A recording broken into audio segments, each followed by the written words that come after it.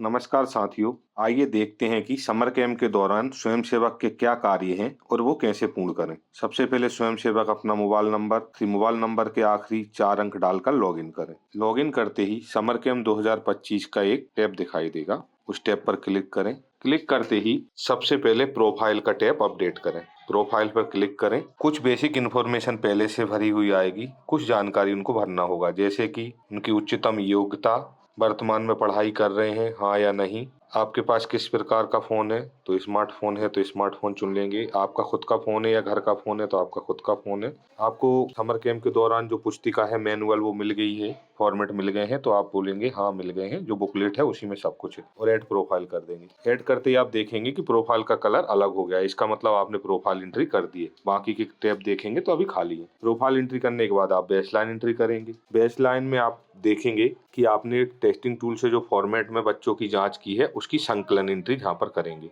लक्षित कक्षा लिखेंगे, जैसे कक्षा 5 और 6 कुल जांच किए बच्चे। उदाहरण के लिए मैं 15 बच्चे लेता हूँ। कक्षा 5 के 10 बच्चे, कक्षा 6 के 5 बच्चे, लड़के 10 हैं, लड़कियां 5 हैं, अन्य 0।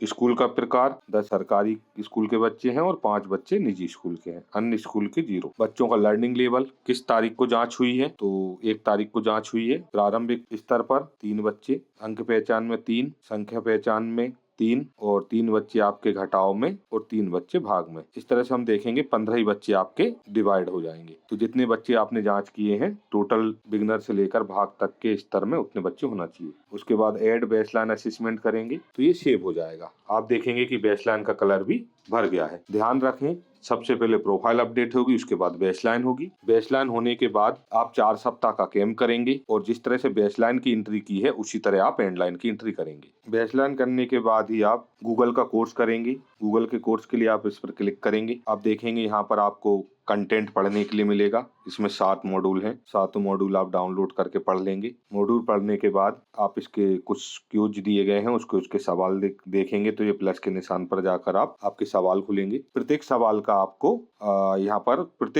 आपको आंसर देना है। मैं अभी कुछ डमी भर के देख रहा हूँ, ये सही या गलत आंसर नहीं है, सिर्फ एक डमी है। तो इस तरह से आप 15 सवाल खुले हैं, 15 सवाल का आप आंसर देंगे। आंसर देने के बाद 40% स्कोर आता है तो आप सर्टिफिकेट डाउनलोड कर सकते हैं, और अगर 40% आपके अंक नहीं आते हैं तो आप एक बार और एलिजिबल हैं क्यूज करने के लिए, तो आप प्लस के निशान से फिर से क्यूज कर सकते हैं।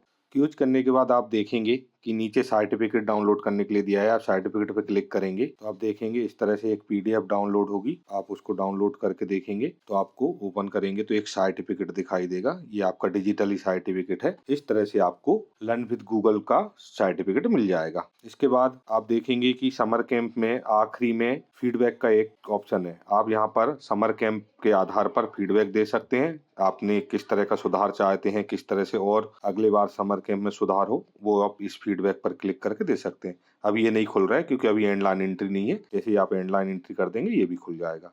धन्यवाद।